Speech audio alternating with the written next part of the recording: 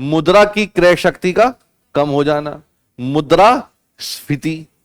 जब मुद्रा की वैल्यू कम हो जाए, आप जानते हैं, जैसे कि आप लोगों ने कभी देखा होगा, ये लो, ये ले लो यार,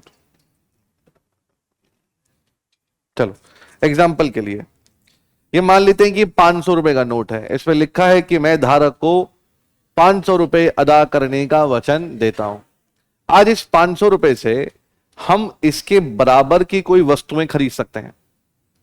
वचन देने का मतलब क्या है कि आप हिंदुस्तान में खड़े होकर कहीं पर भी इन 500 रुपए का नोट देकर कभी भी किसी भी जगह पर 500 रुपए के बराबर की कोई भी वस्तु और सेवाओं को क्रय कर सकते हो। यही तो मतलब होता है। अगर मान लेते हैं कि आज इस 500 रुपए से कुछ वस्तुएं खरीद पा रहे हो, अगले दिन अगर वो वस्तुएं ना खरीद पाओ, उतनी वस्तुएं ना खरीद पाओ, तो क्या लगता है आपको, क्या इस मुद्रा की वैल्यू कम हो रही है या बढ़ रही है? कम हो रही है। तो जब मुद्रा की क्रय शक्ति क्षमता कम हो जाए, जब हमारे देश की करेंसी की क्रय शक्ति क्षमता कम हो जाए, तो ऐसी अवस्था को कहते हैं मुद्रास्फीति। जैसे बहुत सारी चीजें आपने देखी होंगी, जैसे कभी मान लेते हैं 50 रुपए किलो आप कभी आलू खरीदते हैं,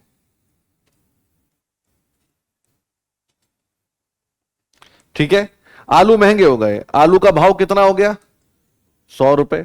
अब वही 1 किलो आलू आपको कितने के मिल रहे हैं? 100 रुपए के। मेरी बात समझिएगा, जो 50 रुपए में वो काम जो कल तक आप किया करते थे, अब उतनी ही मात्रा को खरीदने के लिए आपको कितने पैसे चाहिए?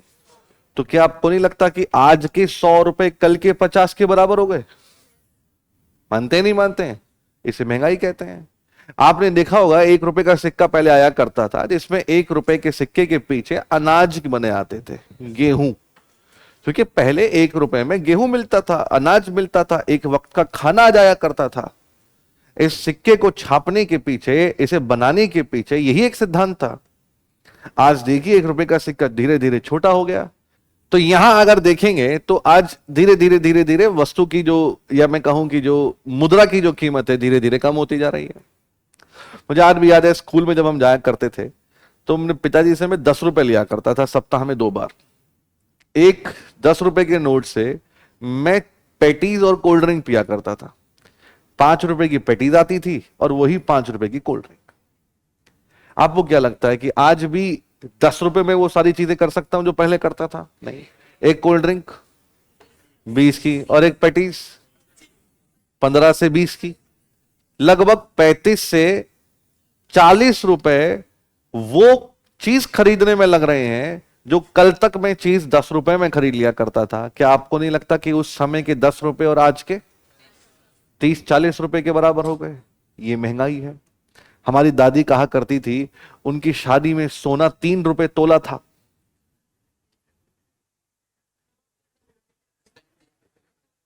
पूछेगा आप लोग भी, शादी में सोना 3 रुपए तोला था। मैं उनसे कहा करता था, मैंने दादी किलो किलो ले ली थी।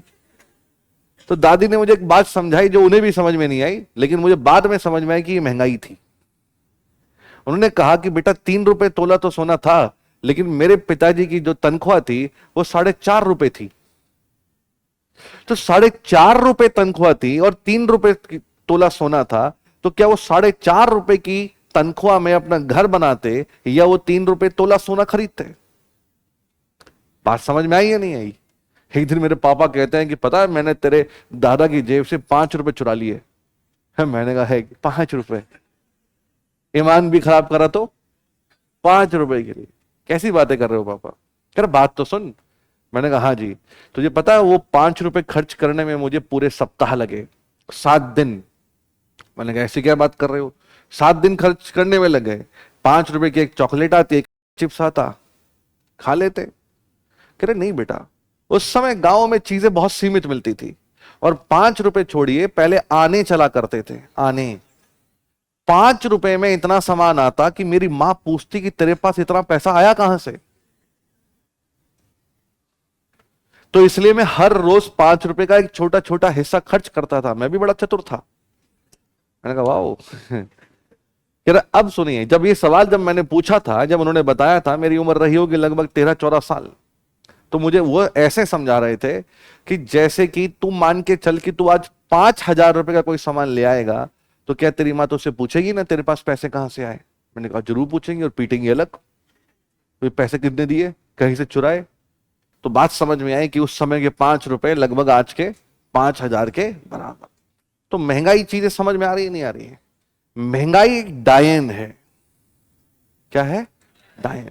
गाना बनाया ना, महंगाई डायन खाए जाए। क्या खाती है महंगाई?